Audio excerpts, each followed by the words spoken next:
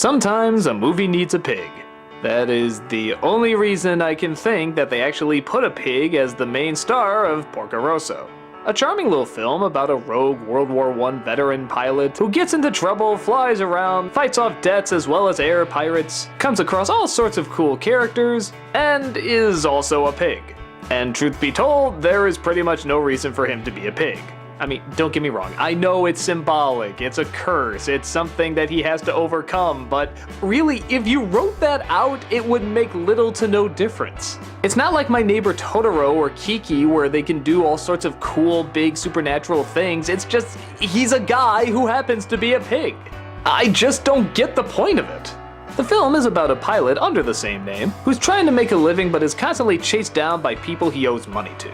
He's constantly relaxing at a hotel run by a friend named Gina, and is constantly being bugged by an egotist named Curtis. Along his travels, he gets shot down and needs his plane repaired by his old mechanic friend.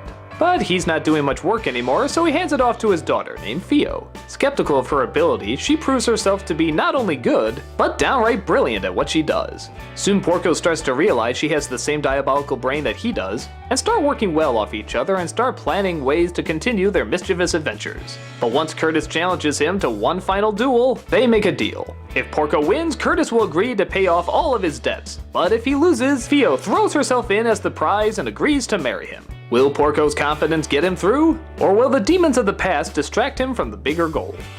In many respects, it's much more like the calmer Miyazaki projects. I mean, true, there is a lot of flying around and gunfire and stuff, but it's not for, say, a war or something on a grand scale like Nausicaa. It's more along the lines of Tailspin, that kind of stuff. Yeah, there's violence, but it's all kind of playful. The characters, once again, are all really funny and really memorable. The dubbing is very well done, with Michael Keaton as the lead. Although not as sexy as that American flyboy. Anyway, I'm off to Milan to fix my plane. You're in Italy? Sorry, baby. Gotta fly. You jerk! But once again, I just don't get why this character's a pig. In the story, he's cursed because he fled away like a coward. And it's sort of a debate at the end whether or not the curse is actually lifted, which I like that. But why a pig? Couldn't you do something a lot more imaginative with this? Couldn't he be like a monster with 5 arms and that way you can animate them in a fun way? Couldn't you make him like a giant fly so he can fly around already? Or couldn't you just, I don't know, what can you do with a pig? Even the people around him don't seem to care. They're just like, oh yeah, we know him, he's a pig, whatever. And like I said, in most Miyazaki projects, that's part of the charm, but here it just doesn't seem to affect anything.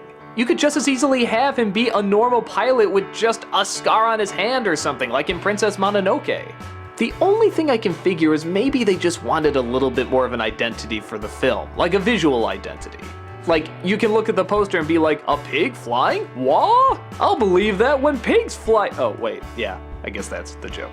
But it just kind of seems like a middle that doesn't have a whole bunch of possibilities. Either make him something really grand or crazy, or have what he's cursed with just something very subtle. But like I said before, that by no means makes it a bad movie.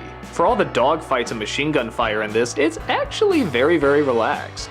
It's just the characters being really charming and working off each other, having pleasant conversations. The writing's decent, the acting's decent, it's all good. I just don't get the main creative choice. But maybe I don't need to, because the film is still a lot of fun regardless. I don't think I like it quite as much as Kiki because, like I said, they do take more advantage of the idea, but still enjoyable and worth seeing at least once. Hell, the animation is so good, maybe it's even worth seeing twice. If you want a film that has a little bit of excitement, a lot of humor, but still at its heart is just kinda laid back, this is definitely a good one to check out.